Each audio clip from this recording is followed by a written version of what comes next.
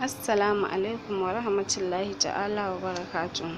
Barkanmu da sake saduwa da ku a cikin sabon labarinmu mai suna ƙayar ruwa na marubuci Musa D. Ahmad, wanda yake zuwa muku daga tashar Maman Nabila TV tare da ni mai gabatarwa Maman Nabila.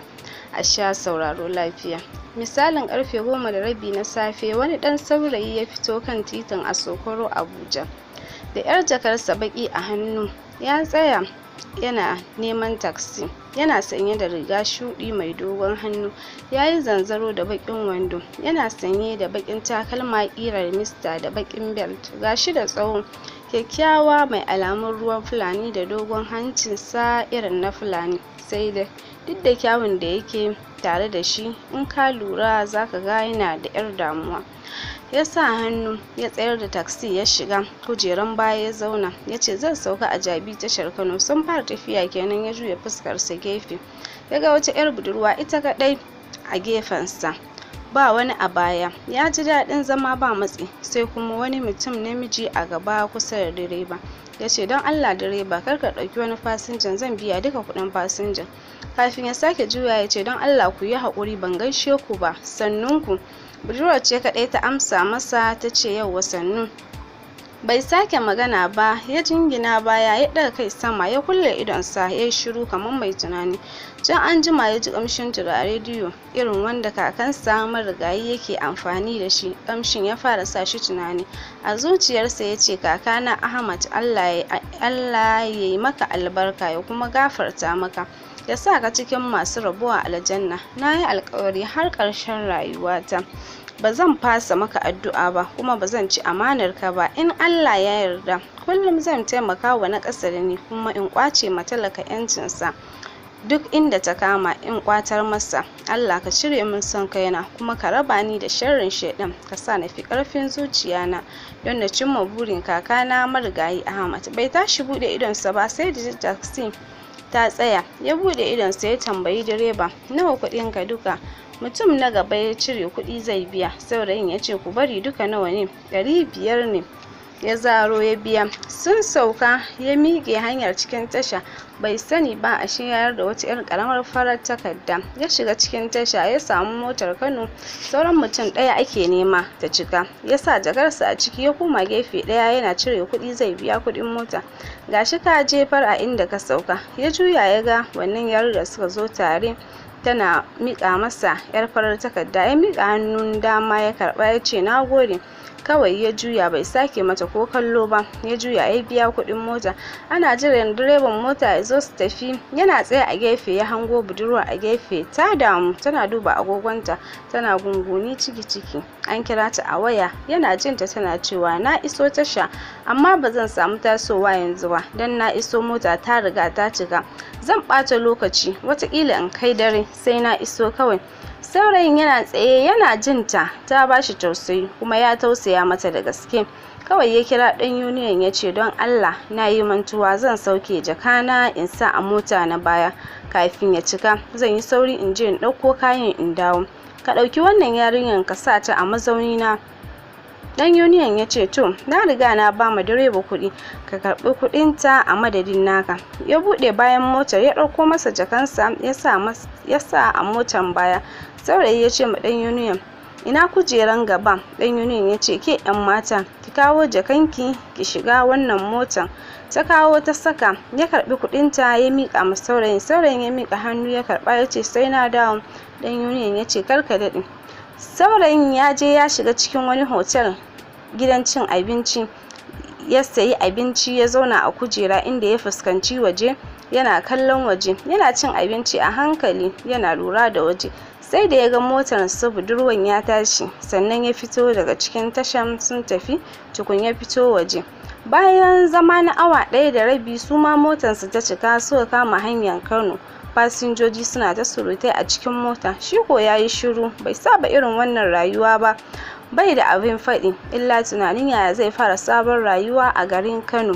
Yau gashi ya dawo Kano, shekarunsa 27, ba shi da uwa ba shi da uba, sai gadon gidan kakansa da kuɗinsa da suke banki da hannayen jarinsa da hannayen jarinsa a kamfanonin ƙasashen waje, wanda shi kansa kusan bai san iyakacin kuɗinsa ba, sai dai da taimakon lauyoyin kakansa da ya mallaka masa su tun kafin ya rasu. Gashi nan yana komowa Kano a motar fasinja. Duka gidajen kakansa da motocinsa da ke Abuja ya ce ma lauyansa ya sayar da su, shi ba zai yi amfani da ko ɗaya ba, baya so ya shiga Kano kamar mai kuɗi don ya sami sauƙi da kuma ya ji daɗin cimma burin kakansa. An yi nisa da tafiya, yana zaune a gaba ya rufe idonsa kamar mai yin barci, yana ta tunani, bai san ma sun wuce Kaduna ba. Ya ji mota ta tsaya, mutane kowa yana salati, ya buɗe idonsa, mutane kowa na sauka, shi ma ya sauko. Ya matsa kusa don ya gane ma idonsa me yake faruwa. Abinda idonsa ya gani ya kashe masa jiki. Motar da ya shiga da farko a tasha ya fita ya ba ma yarinyar nan wurin zamansa ce ta yi hatsari. Mutane suna ta kwakwance a ƙasa, wasu sun mutu. Ya sa ido akan yarinyar, ya ga kamar tana motsi. Ya ƙara matsowa kusa, ya tabbatar tana numfashi. Ya tsaya yana tunani, da shi ne wannan hatsari ya faru da shi ba don wannan yarinyar ba, ikon Allah, don haka shi ba zai tafi ba, zai taimake ta. Motar 'yan sanda ta zo, an fara kwakwashe su, shi kuma ya je ya ɗau jakarsa daga motar su, ya ce musu su tafi kawai, shi kam zai tsaya. Ya dawo ya ce ma 'yan sandan su yi haƙuri su bar shi ya bi wancan 'yan uwarsu ce. Suka bar shi ya bi su zuwa asibiti. An isa asibiti, idon yarinya a buɗe amma ba ta iya magana. An ce tana son jini leda 3. Shi ko saurayin yana da isasshen kuɗi a cikin jakarsa. Cikin gaggawa ya ba su jinin sa leda 1, ya biya kuɗin leda 2. An sayo an sa mata, an yi mata aiki, an dawo da ita ɗakin jinya. Tana barci a kan gado, shi kuma yana zaune a kujera a gabanta yana jiran ta farfaɗo. Yana zaune yana jira. Can an jima ya ji sautin wayarta tana waƙa a cikin 'yar ƙaramar jakarta. Ya tashi ya buɗe jakar, ya fitar da wayar, ya duba ko zai ga sunan mai kiran sunan Bashar ya gani a rubuce. Ya matsa ya sa a kunnensa. Tun kafin ya yi magana, wancan ya riga shi magana, ya ce, Aisha ina kike? Saurayin ya ce, ba Aisha ba ce yallaɓai. Ina Aisha take? Ka ba ta waya mu yi magana. Ba za ta iya yi maka magana a halin yanzu ba, ka yi haƙuri. Kai malam, wane ne kai? Baka san ni ba, baƙo ne ni, ka yi haƙuri. Na ce ka ba Aisha waya, ko ma wane ne kai? Na ce ba za ta iya maka magana yanzu ba, ka fahimce ni da kyau. Don ubanka, wani irin ɗan iska ne kai, mara kunya, ka yi haƙuri, baka san ni ba. Amma in ta tashi daga barci zan buga maka waya ku yi magana, amma ba yanzu ba, ka yi haƙuri. Barci? Me kake nufi da barci? A ina take barci kuma? Wannan ɗan iska ne kai, barci?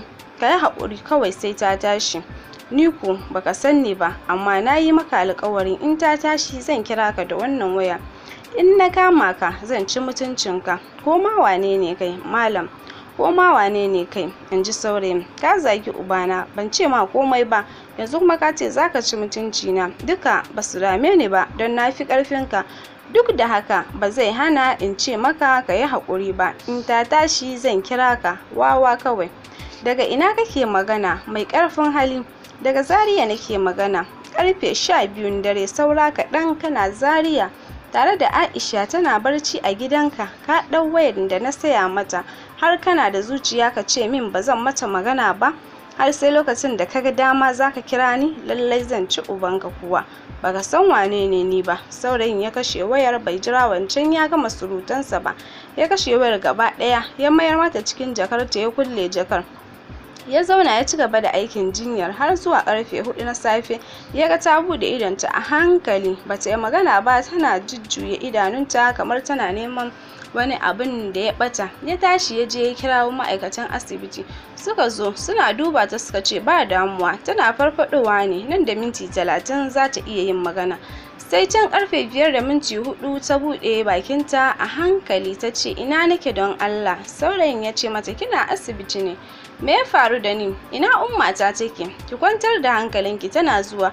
Bata nuna kamar ta ji tsoro ba, ta yi shiru tana kwance tana kallon saurayin a gabanta. Tana tunanin abin da ya faru da inda ta taba ganin wannan saurayin. Tana tunanin wannan saurayin bai shiga motarsu ba, kuma ya aka yi yana nan tare da ita a cikin asibiti.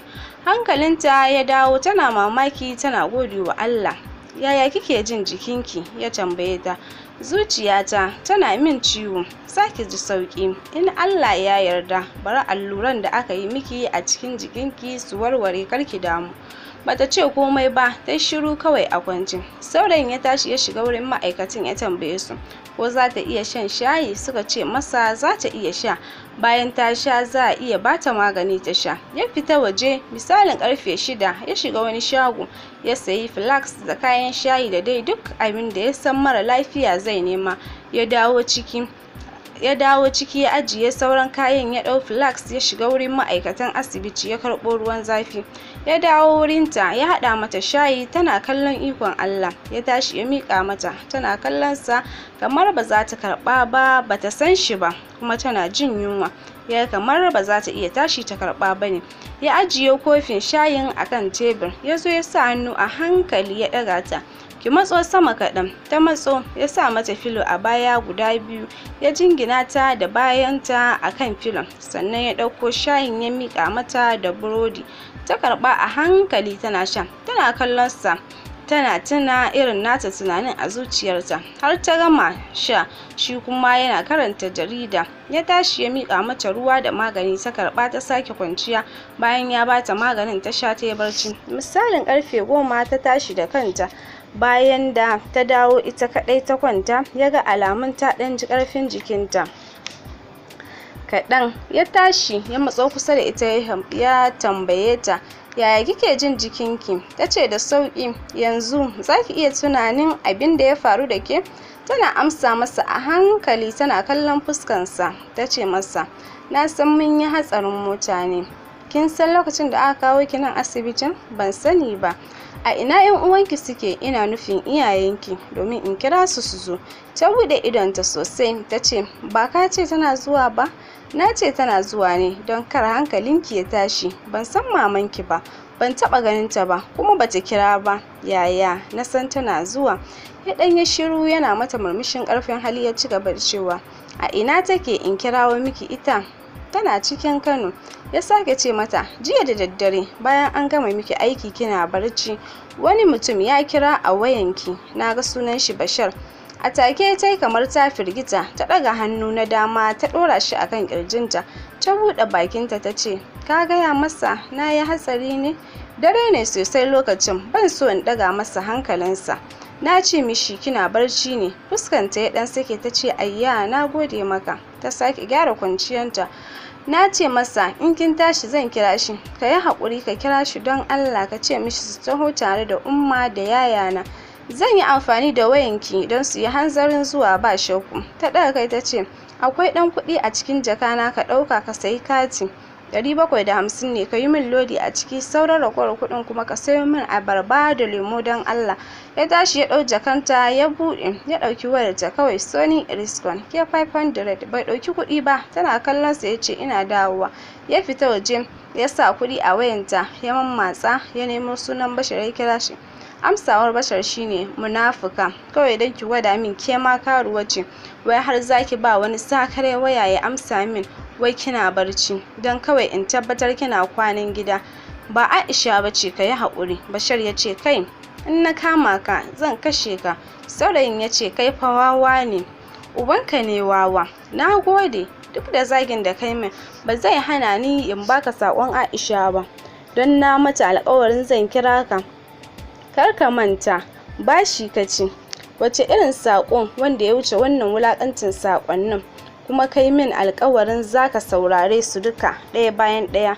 Saƙonnin su ne, ka ci gaba, in ji shi, ina sauraron ka. Yanzu ina kiran ka ne daga asibitin koyar da ɗalibai na ABU Zaria. Ya ɗan dakata kaɗan, ya ji wasun Bashar a waya yana cewa, inna lillahi wa inna ilaihi raji'un.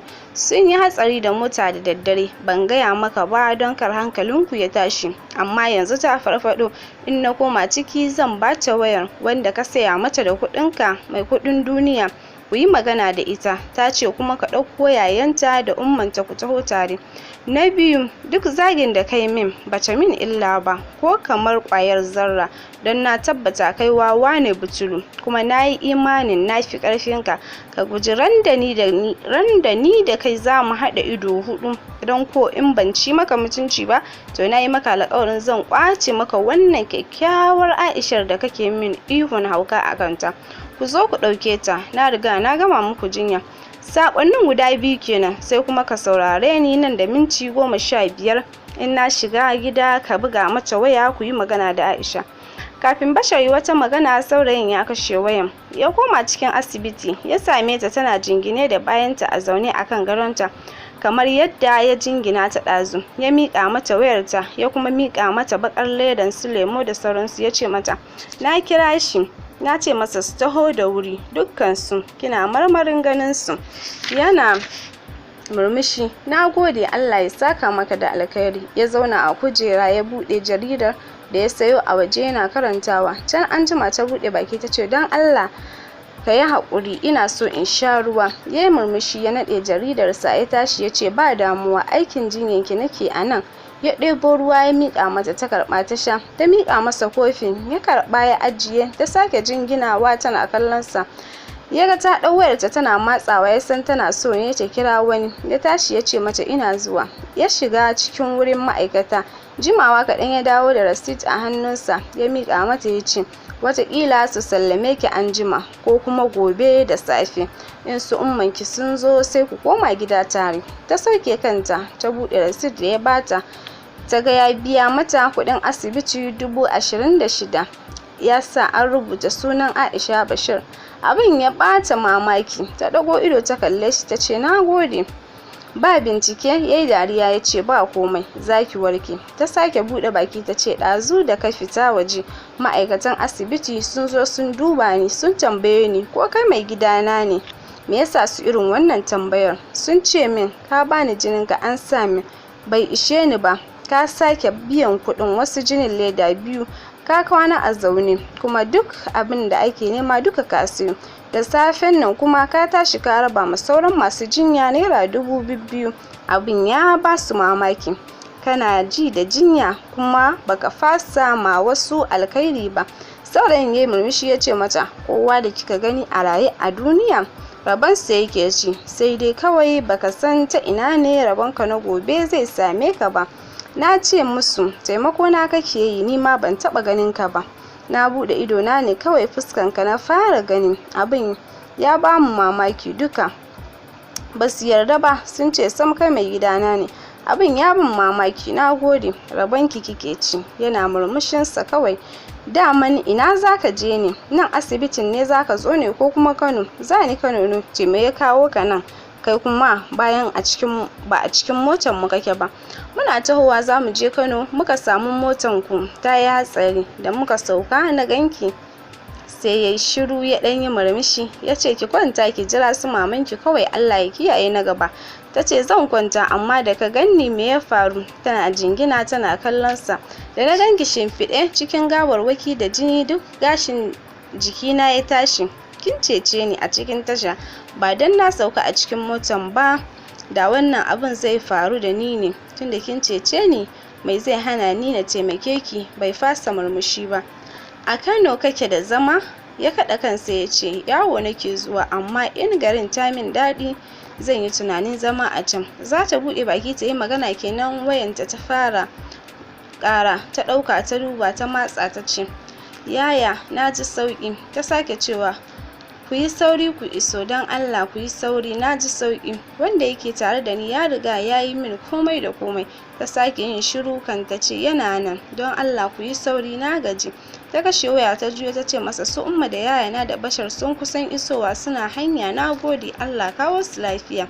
Bayan minti 20 ta kwanta ta fara barci. Saurayin ya tashi ya shiga wurin ma'aikatan asibitin, ya ba su sako ya ce masu, in ta tashi ku bata, ku ce mata na tafi, Allah ya bata lafiya ya kare na gaba. To zaka barta da waye? Yayanta da ummanta suna zuwa. Allah ya saka maka da alkhairi, ya ce amin. Ya juya ya ɗau jakarsa ya tafi. To masu sauraro, a nan za mu dakata muku a cikin wannan daddaɗin labarin namu mai suna ƙayar ruwa. Sai ku saurare mu a cikin shiri na gaba. Kar ku manta ku danna subscribe a inda za mu dinga sanar da ku da zaran mun ɗora sabon shiri. Assalamu